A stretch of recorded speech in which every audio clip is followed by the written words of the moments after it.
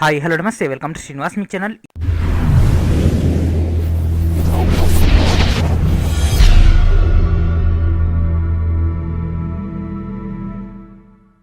ఈరోజు ఈ వీడియో మనం RRB NTPC CEN 01/2019 11/1/2021 first shift యొక్క డేటా డిస్కస్ చేద్దాం. సో మెమరీ బేస్డ్ అయినటువంటి క్వశ్చన్స్లో భాగంగా పేపర్ అనేది మోడరేట్ టు హార్డ్ అయితే రావడం జరిగింది. డెప్త్గా అయితే వెళ్ళిపోతుంది మేజర్ కూడా జీకే పాయింట్ ఆఫ్ వ్యూలో. సో 40 మార్క్స్ పేపర్ అనేది అయితే మాత్రం డెప్త్గా వెళ్ళిపోతుంది ఫ్రెండ్స్, కాబట్టి ఒకసారి అయితే అబ్జర్వ్ చేసుకోండి.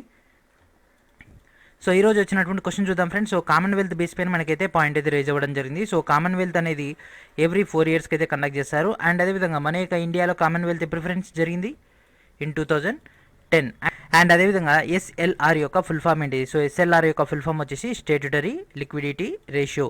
స్టేట్యుటరీ liquidity ratio is the full form of SLR. And అదేవిధంగా ఇంపీరియల్ బ్యాంక్ని ఓకేనా ఫ్రెండ్, ఇంపీరియల్ బ్యాంక్ పేరుని ఏ సంవత్సరంలో ఎస్బీఐగా స్టేట్ బ్యాంక్ ఆఫ్ ఇండియాగా పేరు మార్చడం జరిగింది? ఓకేనా, ఇంపీరియల్ బ్యాంక్ని ఎస్బీఐగా ఎప్పుడు మార్చడం జరిగింది ఫ్రెండ్స్? 1955లో మార్చడం జరిగింది. మొట్టమొదటి రౌండ్ టేబుల్ సమావేశం ఏ సంవత్సరంలో జరిగింది? మొట్టమొదటి రౌండ్ టేబుల్ సమావేశం అనేది 1930లో జరిగింది. అండ్ అదేవిధంగా ఐఏఈఏ ఓకేనా friends, international atomic energy agency. So IAEA point of వ్యూలో మనకి ఇక్కడ క్వశ్చన్ అయితే రావడం జరిగింది. ఇది రిపీట్ అవుతుంది. సో ఈ యొక్క ఐఏఈఏ అనేది ఎప్పుడు స్టార్ట్ అయింది? సో 1957 జూలై 29న దీన్ని అయితే స్టార్ట్ చేయడం జరిగింది.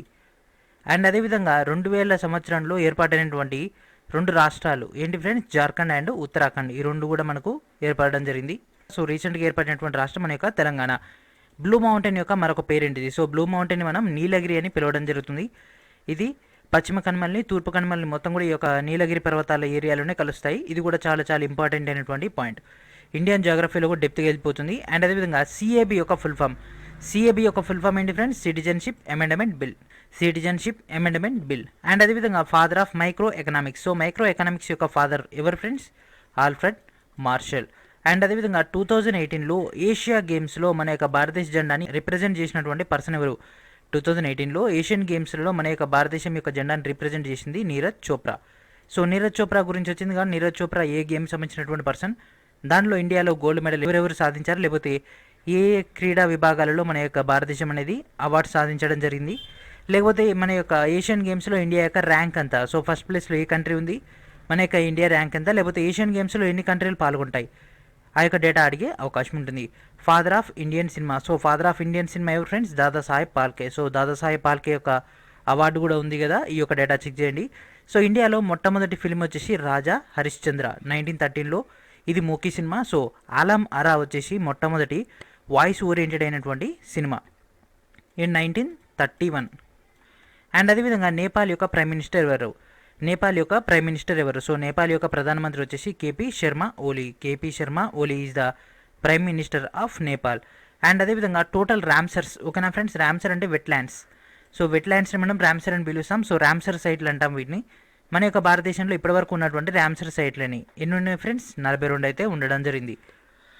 అండ్ అదేవిధంగా నూనె దీపాలు ఓకేనా ఫ్రెండ్స్? నూనె దీపాలు అనేవి ఏ విధానం వల్ల వర్క్ అవుతాయి, లేదా ఈ కింద ఇచ్చినటువంటి ఏ విధానం వల్ల నూనె దీపాలు పనిచేస్తాయి?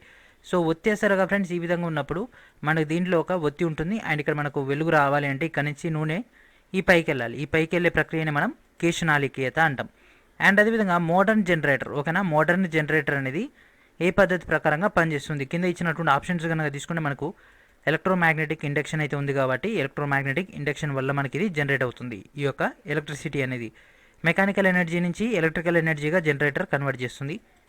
అండ్ అదేవిధంగా కెమిస్ట్రీ పాయింట్ ఆఫ్ వ్యూలో తీసుకుంటే కార్బన్ యొక్క వేలెన్సీ ఎంత ఉంటుంది? 0, 1, 2, 3 ఈ విధంగా మనకైతే ఆప్షన్స్ ఇచ్చారంట. అసలు కార్బన్ యొక్క పరమాణు సంఖ్య ఎంత ఫ్రెండ్స్? 6.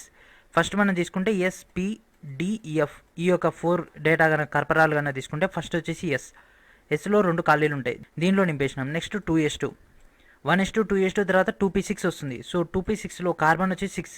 ఈ 6లో ఆల్రెడీ ఇక్కడ 2 పోయినాయి అంటే ఇంకా 4 ఉంటాయి, ఇక్కడ 2 పోయినాయి అంటే ఇంకా 2 ఉంటాయి. ఈ 6లో ఎన్ని ఫిల్ అయితే ఫ్రెండ్స్? 2 ఫిల్ అవుతాయి. కాబట్టి ఇది ఇంకా పూర్తి కాలేదు, కాబట్టి ఏదైతే పూర్తి కాదో దాన్ని మనం వేలెన్సీగా తీసుకుంటాం. సో ఇక్కడ ఎన్ని ఉంటాయి ఫ్రెండ్స్? వేలెన్సీలో 2 ఉంటాయి. Australian Open women's single winner ఎవరు? Australian Open women's single winner ఎవరు friends? Sofia Kenin. So Sofia Kenin is the winner of Australian Open women's singles. Women's friends, men's కాదు, ఉమెన్స్ సింగిల్స్. అండ్ అదేవిధంగా Ban Ki Moon ఈ కింది ఏ కంట్రీకి చెందినటువంటి person? So Ban Ki Moon ఏ country friends? South కొరియాకు చెందినటువంటి పర్సన్.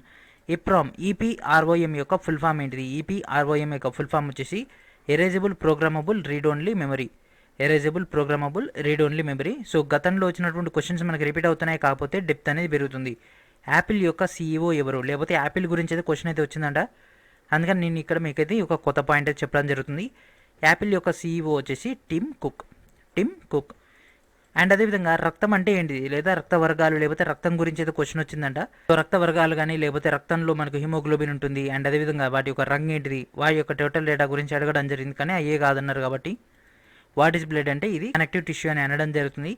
ఇది మనకు ఆక్సిజన్ తీసుకెళ్లేటటువంటి ముఖ్యమైనటువంటి ఎలిమెంట్. అండ్ అదేవిధంగా టైగర్ అనేది ఇండియాకి అయినట్లయితే dash is Nepal. So India యొక్క నేషనల్ యానిమల్ వచ్చేసి టైగర్ కాబట్టి నేపాల్ యొక్క నేషనల్ యానిమల్ వచ్చేసి కౌ.